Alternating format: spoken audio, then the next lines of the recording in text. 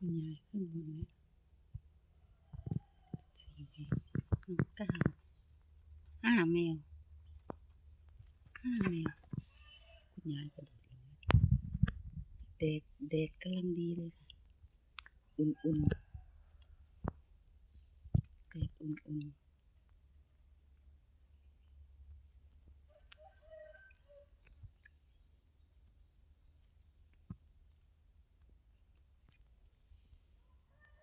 มาเฟียกินหญ้าน้อง9นางทำอะไรมาเฟียกินหญ้านางเดินไปหาแม่นะเดินไปหาหญิงน้อยคุณยายอยู่บนสำนักคนเดียวนี่ท่านเตอร์กับมาเฟียกินหญ้า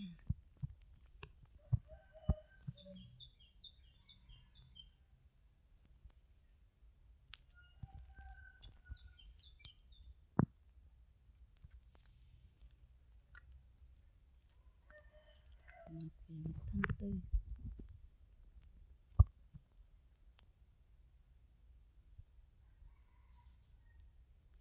เดือดร้อนแล้ว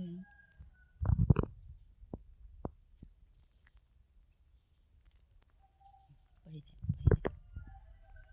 องเดินนี่ท่านเตอร์หญิงน้อง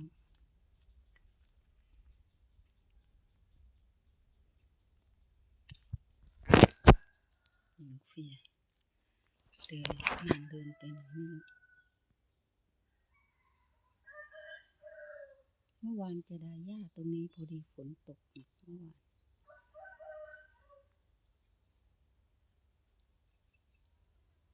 นางไปจ้องนี่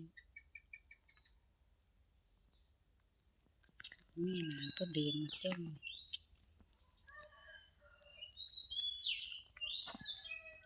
แม่นางก็เดินมาจ้องท่านเตอร์กับหนูคุณยายสบายแล้วค่ะคุณยายสบายแล้วนะอยู่คนเดียว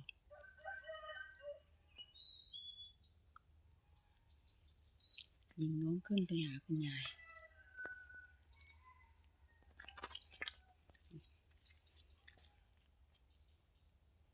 แดดแรงค่ะย้อนแสง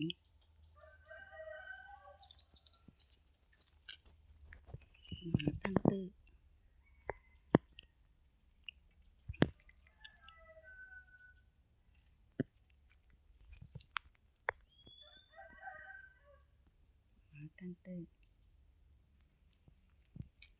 เดี๋ยวพาไปดูน้อง9เนี่ย2 คนนี้ก็เล่นกันสบายใจน้อง9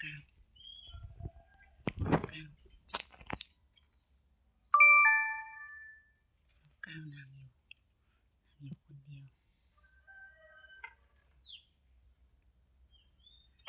นางได้ยินเสียงแม่มา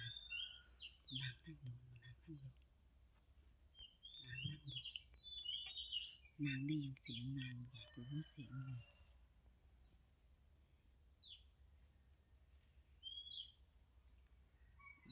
นางเชื่อมือใหญ่เลย